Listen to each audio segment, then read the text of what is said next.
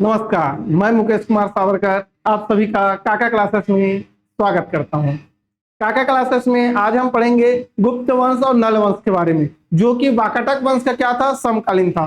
पिछले क्लासेस में हमने देखा था वाकाटक वंश का समकालीन वंश कौन सा है, गुप्त और नल वंश। क्योंकि वाकाटक नरेश महेंद्र सेन को किसने परास्त किया था, समुद्रगुप्त ने। और वाकाटक नरेश महेंद्र सेन को परास्त करने के साथ साथ व्याघ्रराज नाम के एक शासक थे किसके, नल वंश के, उसे भी परास्त किया था। अगर मैं बात करूं किसका, नल वंश के शासक का, तो नल वंशी शासक मुख्य रूप से कहां शासन करते थे, बस्तर क्षेत्र में शासन करते थे। नल वंशी शासक और वाकाटक नरेशों का आपस में युद्ध कंटिन्यू चलता रहा। बाप का बेटा बदला लेता गया, बेटे के बाद में उसका बेटा बदला लेते गया, ऐसे इनका युद्ध कंटिन्यू क्या रहा, चलता रहा। तो देखते हैं आज हम क्या गुप्त वंश और नल वंश के बारे में कौन कौन से विशेष हैं। तो सबसे पहले हम देखेंगे गुप्त वंश के बारे में। गुप्त वंश के बारे में देखते हैं। गुप्त वंश का अगर शासन काल की मैं बात करूं तो गुप्त वंश का शासन काल था 4वीं से 6वीं शताब्दी के बीच में। ठीक है, लगभग गुप्त वंश कब शासन किया है, 4वीं से 6वीं शताब्दी के बीच में इन्होंने क्या किया, शासन किया था।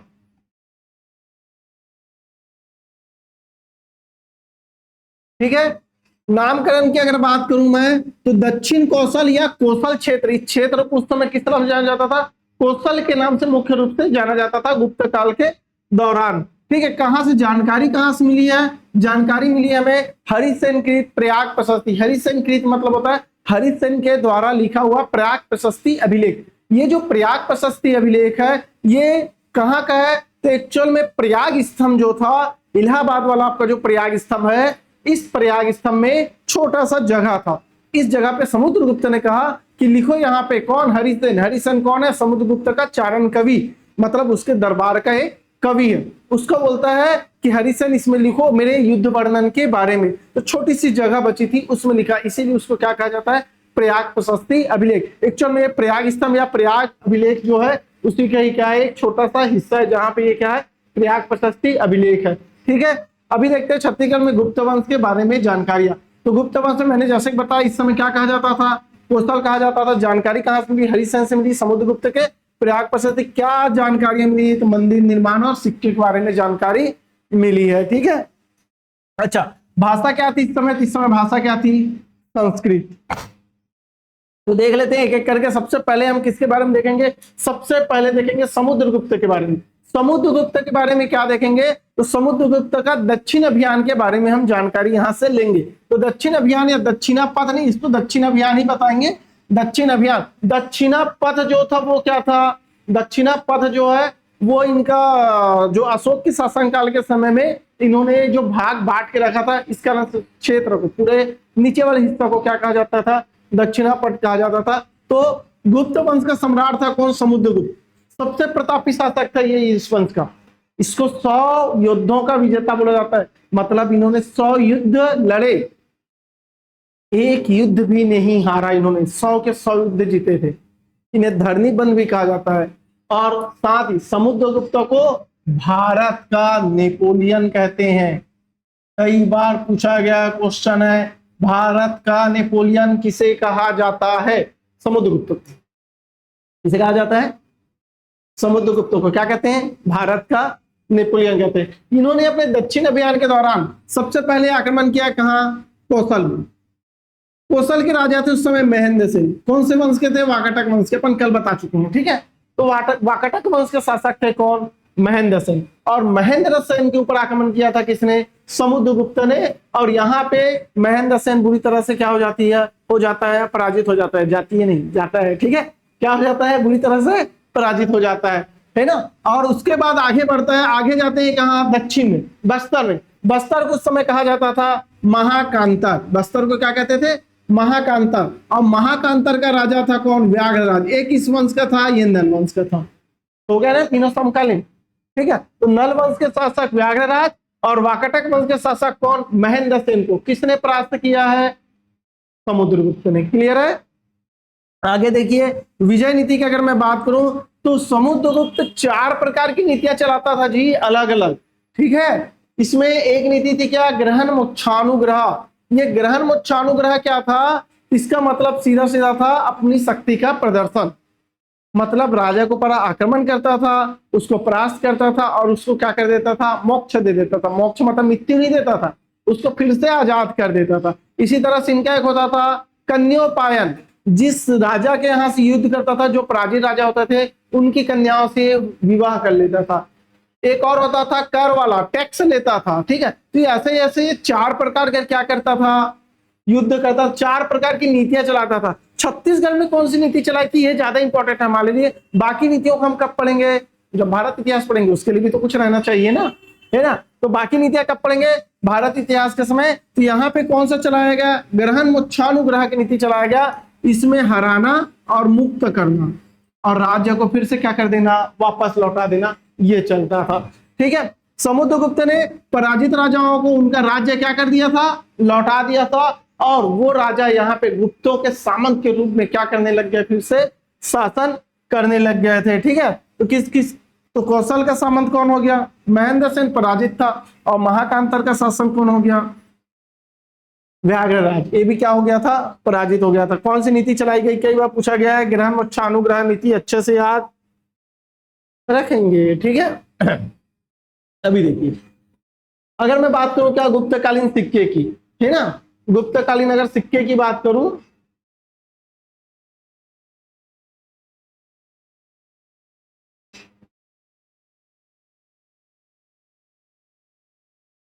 इससे पहले मैं थोड़ा सा पीछे जाऊंगा।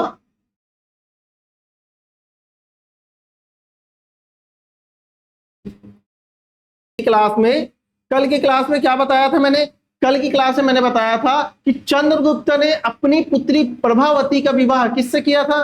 तो चंद्रगुप्त ने अपनी पुत्री प्रभावती का विवाह किया था किससे, प्रवरसेन से, ठीक है, प्रवरसेन द्वितीय से।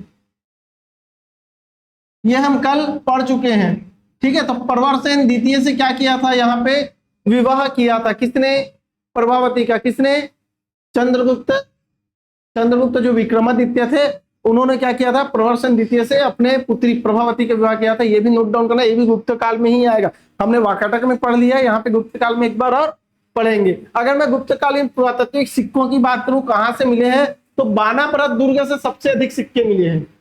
बानापरत दुर्ग से गुप्तों के सबसे अधिक स्वर्ण सिक्के यहाँ से प्राप्त हुए हैं। देखिए यहाँ पे ये स्वर्ण सिक्के यहाँ क्या हुए हैं, प्राप्त हुए हैं।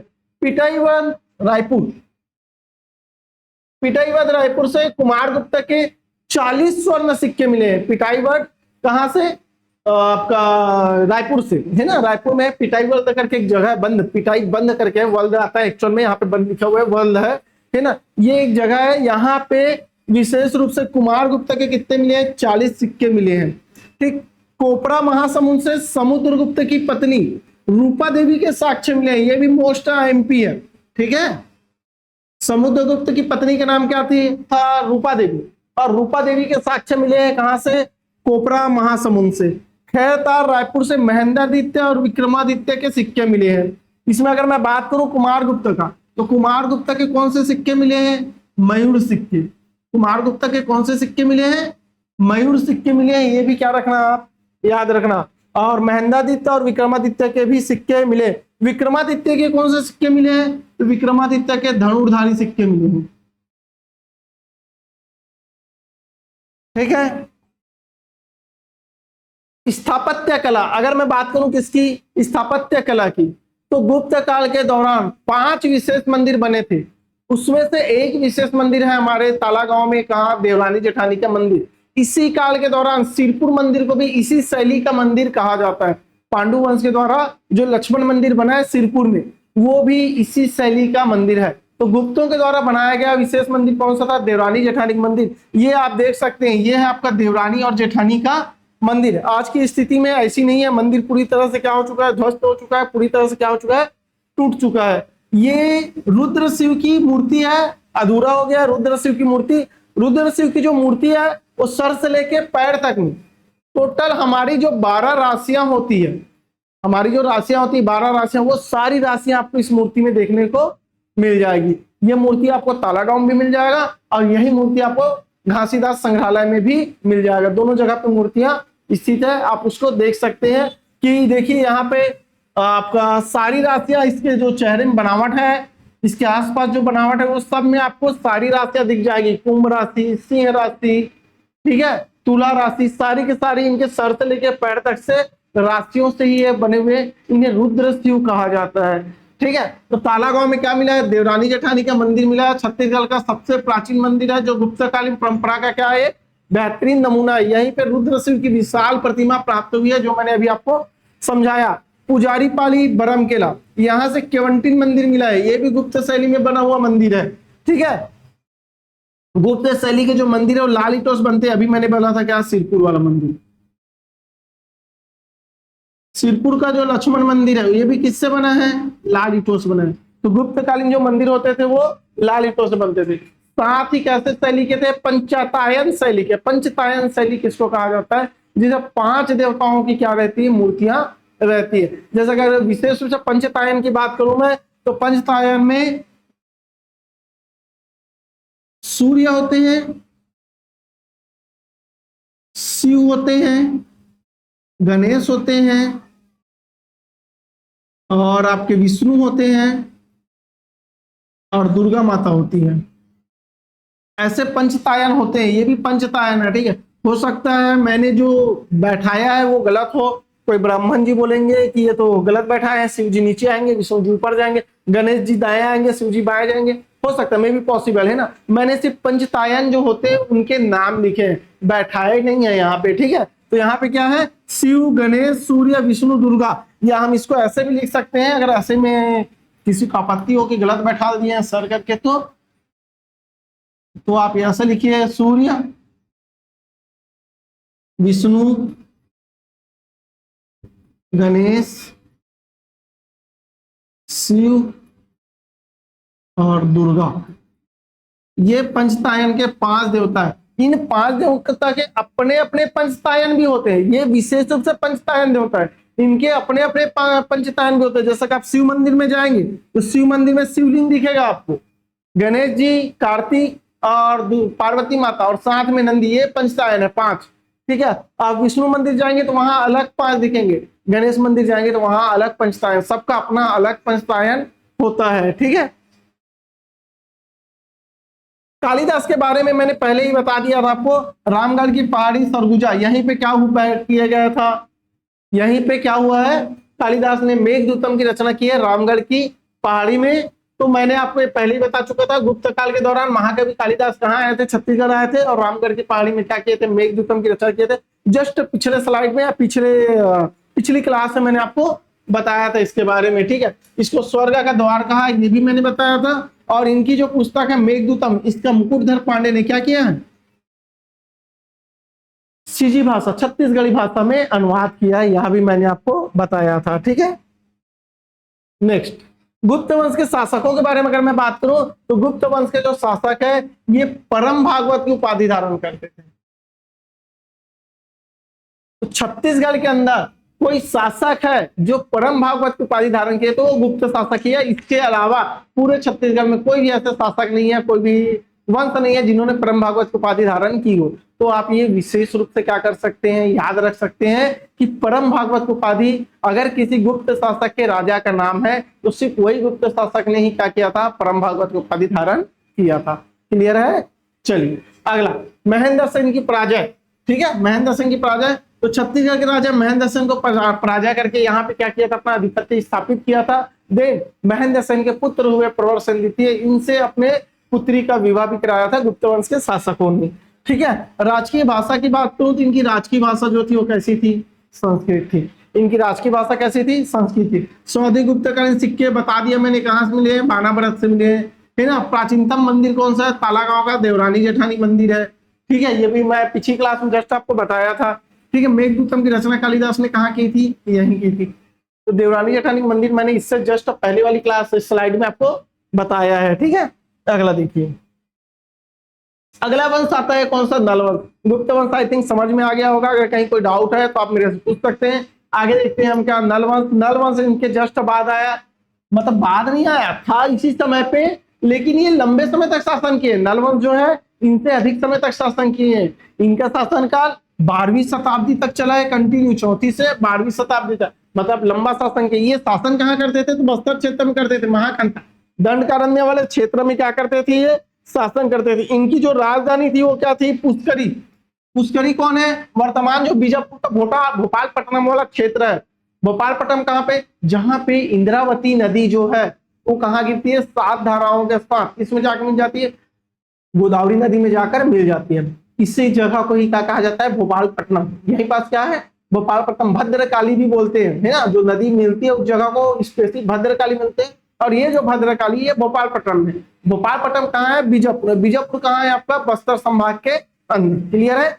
चलिए मूल परिचय देखते हैं। संस्थापक, इसका संस्थापक, वास्तविक संस्थापक माना जाता है किसको, वराहराज को। इसका जो वास्तविक संस्थापक है ये किसे माना जाता है, वराहराज को। इससे पहले भी और शासक आए जो क्या किए, यहाँ पे स्थापना किए थे, संस्थापक थे, ठीक है। लेकिन वास्तविक रूप से अगर संस्थापक की बात करूं तो वराहराज। इनका कुल चिन्ह जो है वो भगवान शिव के पुजारी थे, ये भगवान शिव को मानते थे, तो इनका कुल चिन्ह जो था वो नंदी का था, ठीक है। बस्तर में महाकांता क्षेत्र में क्या करते थे, शासन करते थे। इनके बारे में जानकारी कहां से मिलती है, तो रिद्धिपुर ताम्रपत्र से मिलती है, केसरी बेड़ा ताम्रपत्र से मिलती है, कोढ़ागर शिलालेख से मिलती है, और राजिम शिलालेख से भी इनकी मिलती है, ठीक है। ये विशेष में साथ ही इनके बारे में और जानकारी कहां से मिलती है, प्रभावती के पूना अभिलेख से, यहां से भी इनकी जानकारियां मिलती है। वराहराज, वराहराज नल वंश का सबसे प्रतापी और तीसरे नंबर का शासक था। वराहराज के ही पिता थे कौन, व्याघ्रराज। इन्हें ही किसने हराया था, समुद्रगुप्त ने हराया था, ठीक है। तो कोंडागांव के पास एनेंगा ग्राम से इसके बारे में जानकारी मिली है। 29 स्वर्ण मुद्राएं मिली है, किसकी, नल वंश के शासक किसका, वराहराज के। वराहराज का टोटल कितने स्वर्ण मुद्राएं मिली है, 29 स्वर्ण मुद्राएं मिली है। इनके जो सिक्के हैं इसमें स्पेशली रूप से श्री वराहराजस्य लिखा रहता था, इनका नाम लिखा रहता था, श्री वराहराजस्य करके इनका नाम लिखा रहता था। सॉरी यही लिख गया, ठीक है। ये सिक्के जो है सिद्ध करते हैं कि आर्थिक रूप से क्या था, ये समृद्ध और स्वतंत्र था। क्यों, क्योंकि सिक्के वही राजा चलाता है जो राजा क्या है, पूरी तरह से शासन को स्थापित करता है, जो किसी और के अधीन नहीं रहता। वही राजा या वही शासक क्या कर सकता है, अपना सिक्के चलाते हैं, ठीक है। परीक्षा की अगर बात करूं मैं, परीक्षा के लिए विशेष, तो एडेंगा का कोंडाग्राम AIMP है, इसको आप याद रखेंगे, ठीक है। कितने स्वर्ण सिक्के मिले, 29 स्वर्ण सिक्के मिले हैं। किसके मिले हैं, वराहराज के मिले हैं, ठीक है। वराहराज कौन था, तो वास्तविक संस्थापक था, ओके। अभी देखते हैं भवदत्त वर्मन और अर्थपति भट्टारक। ये सारा चीज मैं कब बता चुका हूँ आपको, वाकाटक वंश से बता चुका हूँ। सेम चीजें हम क्या कर रहे हैं, यहाँ पे रिवीजन कर रहे हैं, ठीक है। तो भवदत्त वर्मन नल वंश का सबसे प्रतापी शासक था कौन, भवदत्त वर्मन। इनका किससे संघर्ष हुआ था, तो नरेंद्र सेन से। इन्होंने नरेंद्र सेन को परास्त किया, इनकी राजधानी नंदीवर्धन को तहस नहस किया, और इसके बारे में जानकारी हमको मिलती है कहां से, रिद्धिपुर ताम्रपत्र से। क्वेश्चन पूछा गया था किस ताम्रपत्र से, अपना एक ही लाइन यही बचा था जो मैंने कल नहीं बताया था। कौन से ताम्रपत्र से जानकारी मिलती है, रिद्धिपुर ताम्रपत्र। रिद्धिपुर ताम्रपत्र किनका है, तो नलवंशियों का है, इसीलिए आज पढ़ रहे हैं हम, ठीक है। अगला शासक कौन है, अर्थपति भट्टारक। इसके बारे में भी मैंने बताया था। नरेंद्र सेन का पुत्र हुआ कौन, पृथ्वी सेन द्वितीय। नरेंद्र सेन का पुत्र हुआ कौन, पृथ्वी सेन द्वितीय। और अपने पिता के हार का बदला लेने के लिए, अपने पिता के हार का बदला लेने के लिए पृथ्वी सेन द्वितीय ने किसके ऊपर आक्रमण कर दिया, अर्थपति भट्टारक ऊपर, और इसको युद्ध में हराया, और इसकी राजधानी पुष्करी को पूरी तरह से क्या कर दिया, नष्ट कर दिया। ये जानकारी कहां से मिलती है, केसरी बेड़ा ताम्रपत्र से। नष्ट पुष्करी को फिर से किसने बसाया था, तो स्कंद वर्मन ने बसाया था। अच्छे से याद रखना, नष्ट जो पुष्करी हुआ था इसको पुनः किसने बसाया था,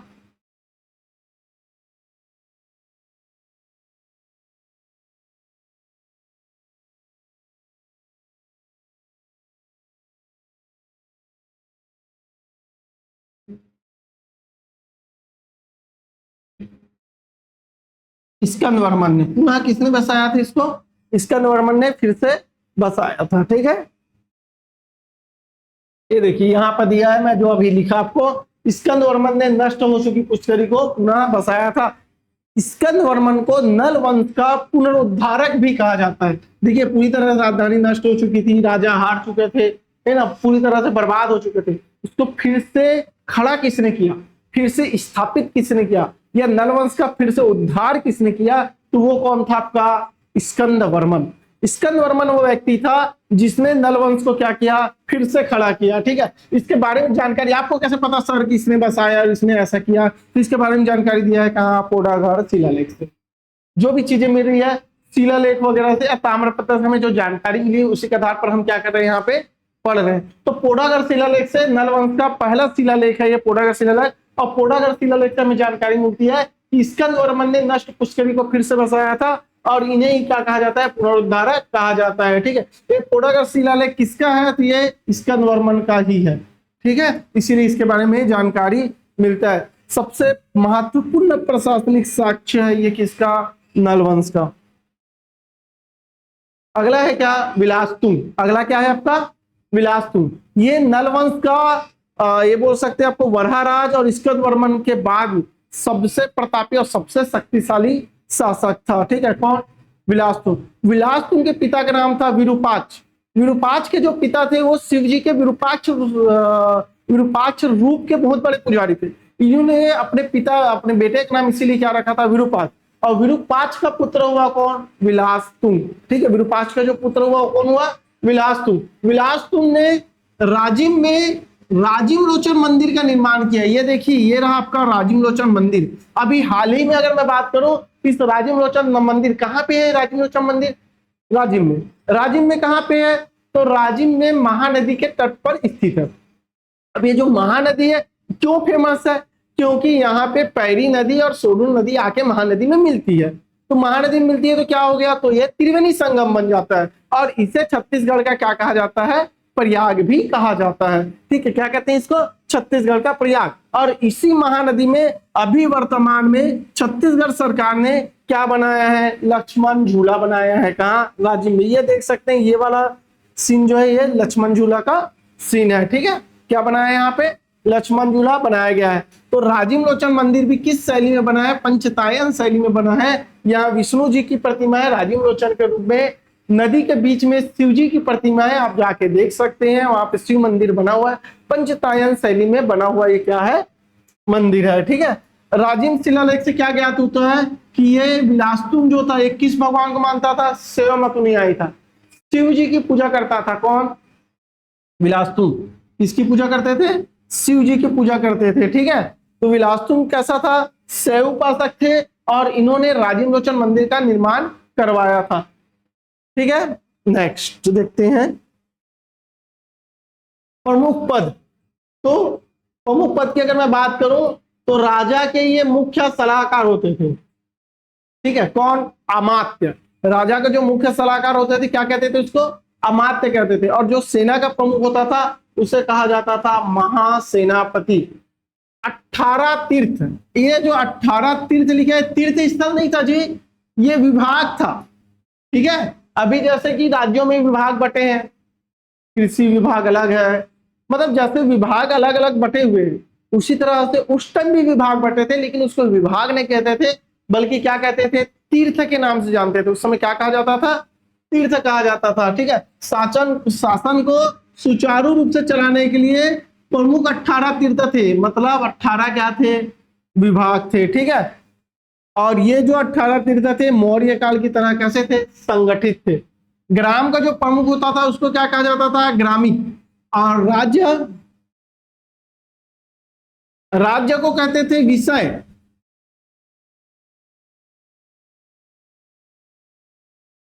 और तहसील को कहते थे भोग।